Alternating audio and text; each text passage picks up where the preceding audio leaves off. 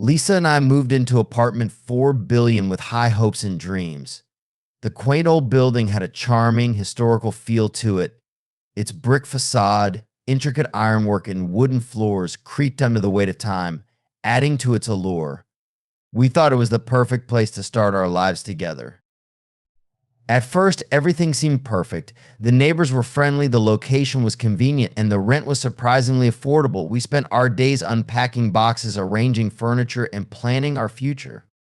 However, it wasn't long before we started noticing small oddities. The first sign was the strange noises. At night, we would hear faint whispers and soft footsteps echoing through the hallways. I chalked it up to the building's age, but Lisa was more uneasy. Then there were the flickering lights. Every evening, the lights in our apartment would flicker for a few seconds before stabilizing. It was eerie, but again, I dismissed it as old wiring. Our first real scare came a few weeks after moving in. We were fast asleep when Lisa suddenly screamed and bolted upright. I woke up in a panic, my heart racing. She was shaking and drenched in sweat. "What's wrong?" I asked, trying to calm her down. "I had a nightmare," she whispered, her voice trembling. "I saw a woman. She was standing at the foot of our bed, staring at us." I held her close, trying to soothe her. "It's just a bad dream," I reassured her. "There's no one here but us." But the nightmares didn't stop. Every night, we both experienced vivid, horrifying dreams. We saw the same woman, her eyes filled with anger and sorrow. She would appear in different parts of the apartment, always watching us, always silent.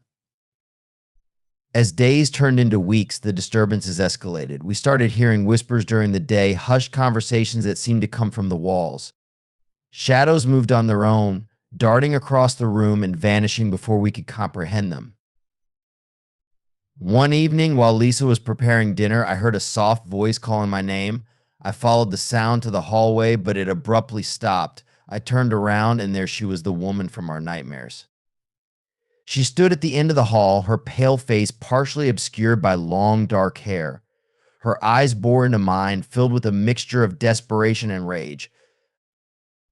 I blinked, and she was gone. I rushed back to the kitchen, my heart pounding. "Lisa, did you hear that?" I asked, trying to keep my voice steady. "Hear what?" she replied, turning to look at me. A voice. Someone called my name. Lisa's face paled. "John, this place is haunted. We need to leave." The breaking point came when we spoke to our neighbor, Mrs. Thompson. She was an elderly woman who had lived in the building for decades. One afternoon, we invited her over for tea and cautiously brought up the strange occurrences. Mrs. Thompson sighed, her eyes filled with sorrow. "You must know about Emily," she said.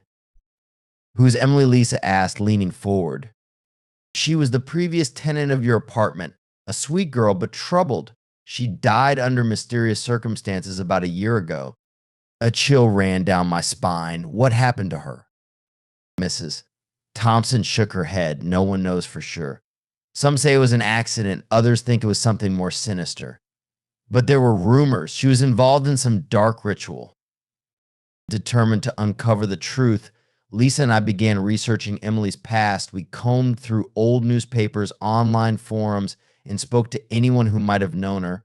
We discovered that Emily had been a recluse fascinated by the occult.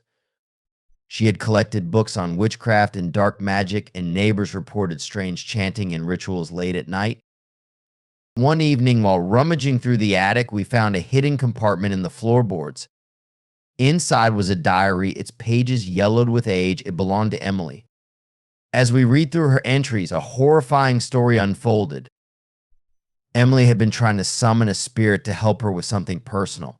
But something went terribly wrong. She had accidentally trapped her own spirit in the apartment. She wrote about feeling an overwhelming anger and desperation, unable to escape, watching the living intrude on her space. Lisa and I decided to try and communicate with Emily's spirit. We hoped that by understanding her plight, we could find a way to help her move on. We bought a Ouija board and set it up in the living room, surrounded by candles. "Emily, are you here?" Lisa asked, her voice trembling. The planchette moved slowly, spelling out, "Yes." "What do you want?" I asked. "Freedom," We spent hours asking questions, trying to piece together Emily's final moments.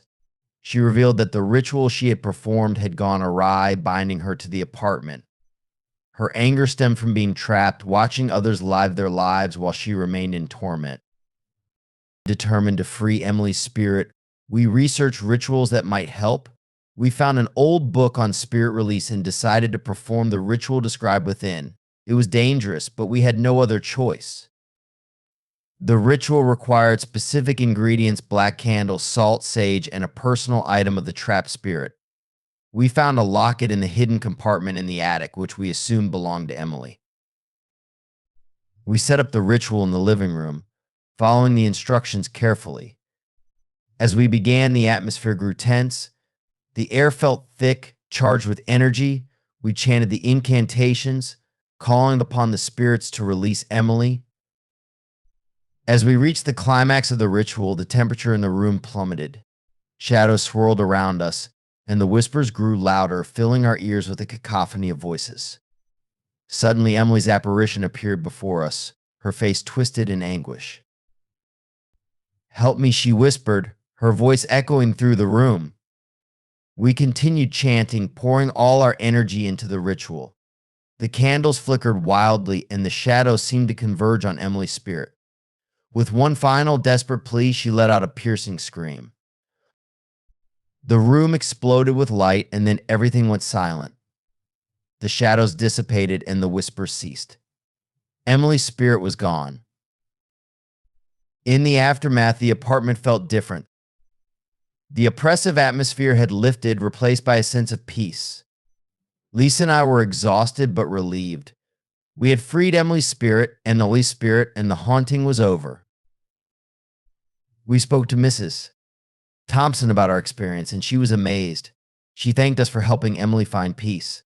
Over the next few weeks, we noticed that the strange occurrences had completely stopped.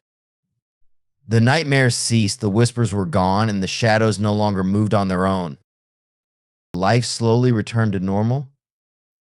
Lisa and I felt a deeper connection having faced such a terrifying ordeal together.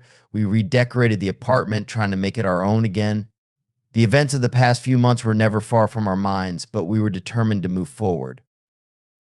One evening, as we sat on the couch, Lisa turned to me and smiled. "We did it, John. We helped her." I nodded, feeling a sense of pride and relief. "Yeah, we did, and now we can finally live in peace." As the months passed, we grew more comfortable in our home. The memory of Emily's haunting gradually faded, replaced by new, happier memories. We often thought of her, hoping she had found the peace she so desperately sought. 1 year later, on the anniversary of the ritual, we received a letter. There was no return address, and the handwriting was unfamiliar. Inside was a single piece of paper with a message. "Thank you for freeing me. Live your lives to the fullest. Emily." We stared at the note, a mix of emotions washing over us. Emily had found a way to reach out to thank us for what we had done.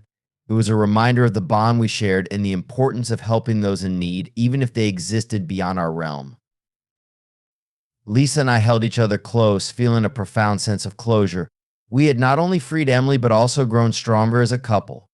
Apartment 4 billion was no longer a place of fear, but a symbol of our resilience and love.